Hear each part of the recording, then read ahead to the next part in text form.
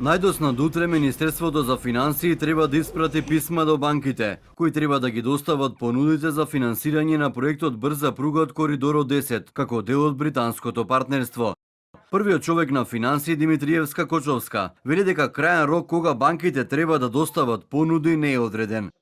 Како првичен датум е 30 јуни, но во зависност од бројот на банките, но и нивните евентуални дополнителни барања за информации, рокот може да се продолжи, дополни министерката. Треба да видиме точно колку банки се, за да видиме колку време ќе ни треба и на нас и на нив. Мислам дека некаде до 30 јуни ќе треба да се достават понудите, но сочекајте да го пуштиме писмото и ќе информираме до кога точно ќе го ставиме крајниот рок за да ги добиеме понудите.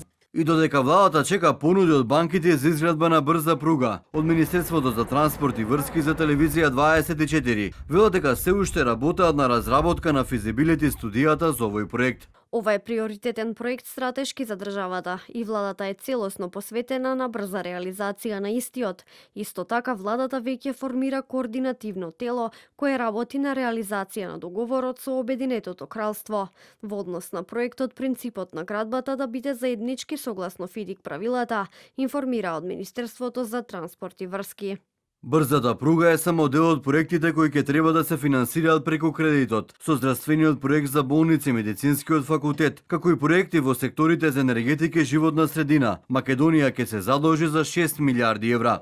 Но Кочовска вели дека владата нема да дозволи преку британското партнерство драстично да се зголеми задолжувањето. Со јавен долг од над 60%, немаме простор за комоција. Јавниот долг ќе биде толкав колку што ќе се троши секоја година и ќе повлекуваме за реализација на проектот. Сега почнуваме, па ќе видиме какви ќе бидат понудите.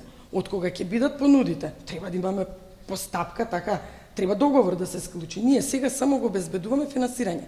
Финансирањето таква е процедурата кога се почнува одреден проект во државата, ниту прв, ниту последен. Во меѓувреме јавниот долг расте со проектот на Бехтел и Енка, преку кој се задолжува државата за 1,3 милиарди евра за изградба на автопатски делници.